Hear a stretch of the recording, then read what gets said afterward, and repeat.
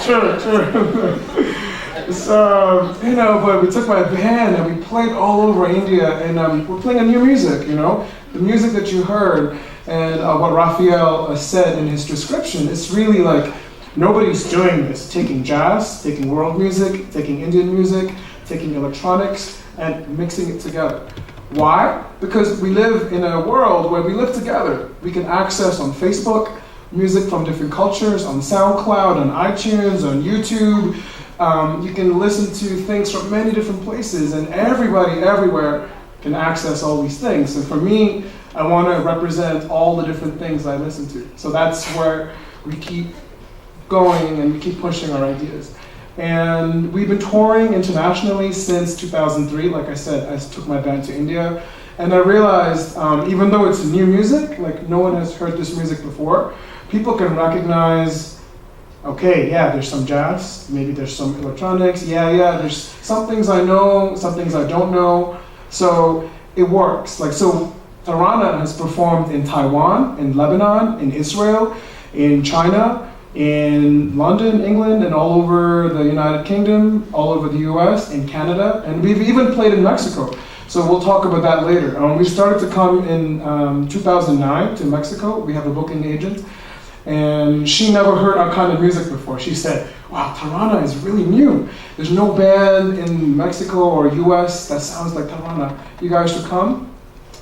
So Tarana played in a cultural festival in Zacatecas, and then we played in Aguascalientes, we played in Guadalajara, in Oaxaca, and Toluca, in San Luis Potosí, in Cuernavaca. We've been all over Mexico, so we love it here. It's awesome.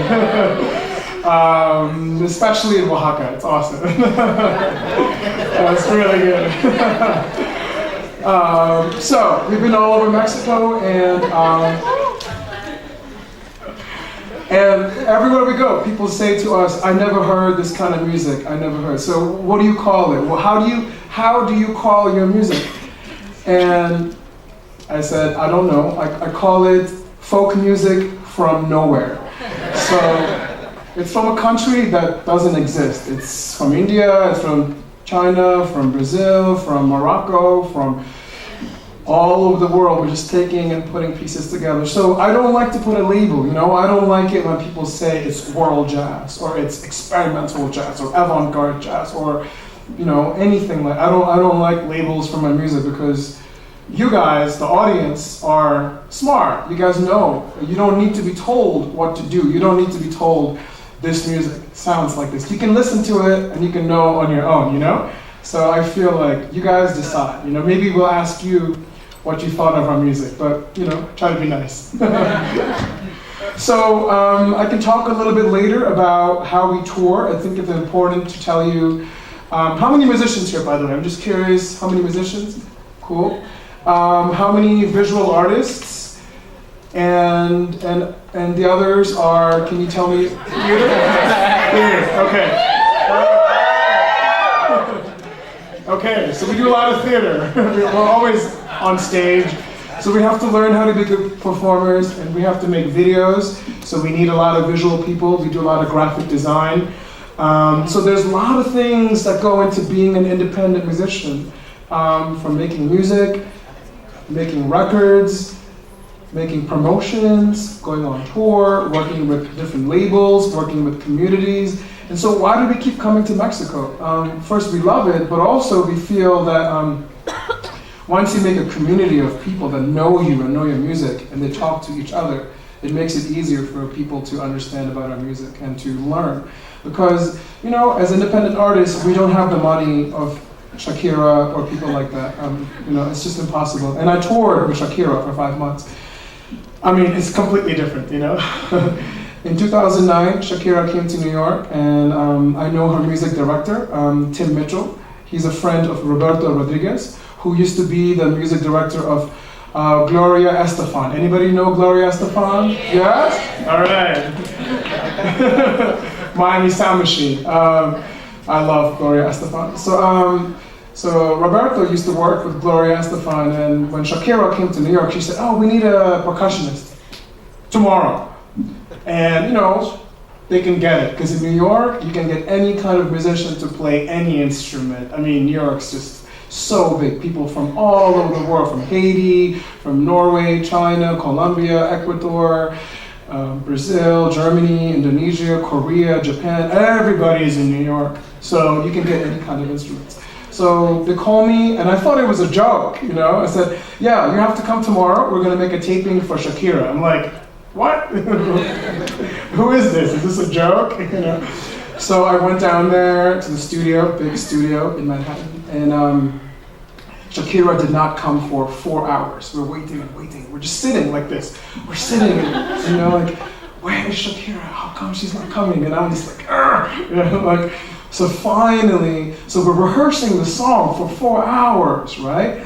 And then finally she comes after 4 hours of playing the same song, same one song for 4 hours. Yeah, it's a little crazy.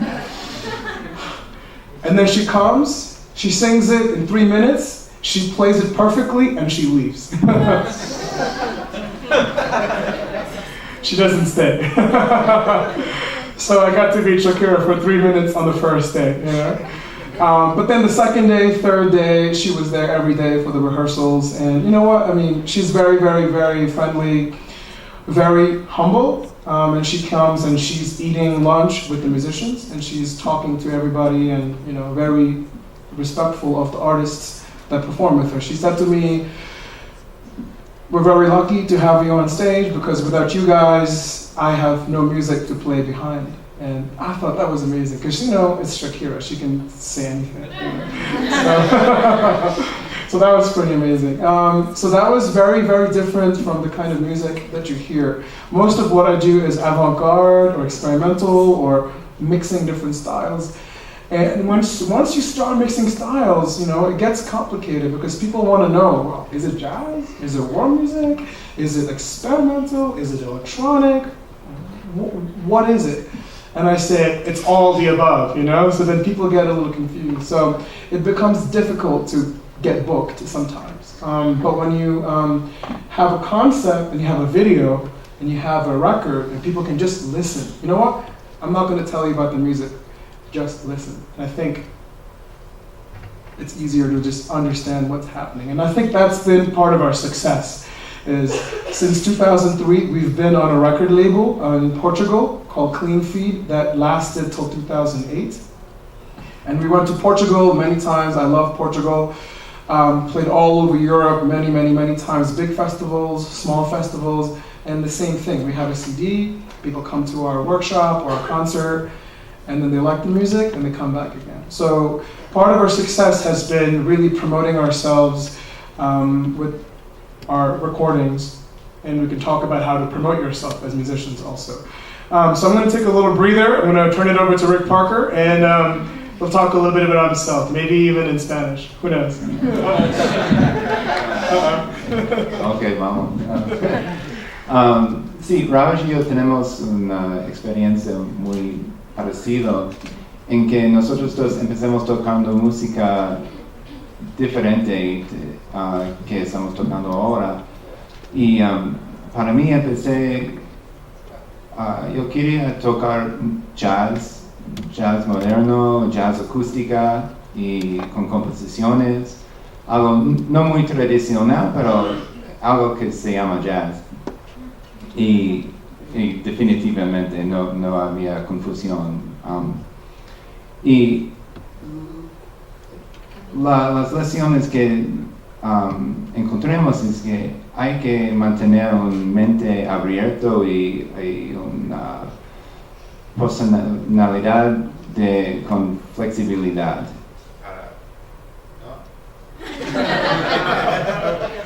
Okay. Play.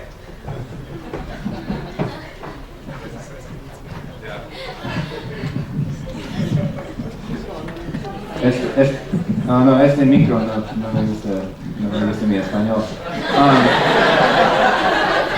Pero vamos a ver con esta. Y bueno, entonces yo hice 2 discos de jazz acústica como un sexteto y tocamos muchos conciertos y venía en 2007 yo tenía un amigo mexicano y me llevó a México para tocar con ellos. Y durante este tiempo estaba experimentando con música electrónica y con efectos electrónicos y los llevé conmigo. Y tuvimos planes para hacer una gira en México y con como 10 conciertos. Y entonces llegué y toquemos un concierto y ellos tenían 2 días libres donde tenían que tocar con un músico de rock, se llama Jimena Sariñana. Y yo fui con ellos para los conciertos porque yo no tenía nada más que hacer. Sí, me voy. Y cuando fuimos, él me dijo, ¿por qué no tocas un poco con nosotros este concierto? Y yo tenía unos de mis efectos conmigo y pusieron un delay en mi trombón para hacer un sonido un poco más moderno y un sonido que cabe un poco más con música pop. Y funcionaron muy bien con ellos y a él le gustó mucho y 6 meses luego me pidió venir para hacer más conciertos con ellos. Y todo esto fue música muy diferente que yo quería tocar cuando estaba en la universidad. Estaba muy concentrado en tocar jazz y ahora estoy tocando música de rock y pop y usando efectos electrónicos. Y eso fue algo muy diferente para mí, y diferente de mis planes. Pero después de este tiempo estoy usando los electrónicos mucho y mucho más y por eso puedo tocar dúo con Ravish y él es en la misma situación, es baterista, pero se aprendió a usar el compu, usar todos los efectos para cambiar su sonido y para hacer música diferente y con un concepto más grande. Y para nosotros dos es esta flexibilidad y los mentes abiertos que nos ponen en situaciones mejores y aprendimos, estamos listos para aprender siempre. Y ahora estoy formando un grupo con un músico en China y él toca cello y fui a China este verano pasado y tuvimos un amigo que nos ponemos en contacto y empezamos tocando un poco y llegó a ser una cosa muy diferente y muy especial para mí y esto no lo ocurría si estaba en mi casa planeando lo que voy a hacer. Esto fue porque estaba buscando cosas y tomando riesgos para hacer algo diferente y quizás no sería buena, pero fue muy bien. Entonces, eso es lo que para nosotros dos es muy importante.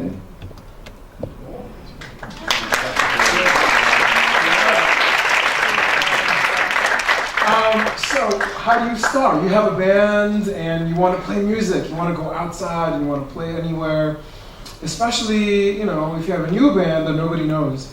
So the first thing is to, I would say, make a nice recording, right? Everybody knows that, but to really put a lot of detail into the production, like it's going to sound good, not just that you play good, but it also sounds good to somebody who's going to listen. Your demo has to sound really good. And then you can decide if you want to, spend a lot of money on the mixing or the mastering or whatever. So it's important to save money in the beginning just to make a good recording. And then once you have a good recording, and then just to send it to record labels. I know there's a lot of good record labels in Mexico. So just start to send a demo. Now it's so easy. You can use SoundCloud, you can use Facebook. So easy to just send a record label your your demo. And just to give you an idea, like you saw that video, to get that record deal, we had to send our demo to 65 record labels. 65. And from 65, we got 3 answers. Yeah. So it's not easy, you know? Like everybody wants to be famous, everybody wants to be on a record label, everybody wants to be on tour, everybody wants to, you know, have a manager and an agent, but how do you start, right?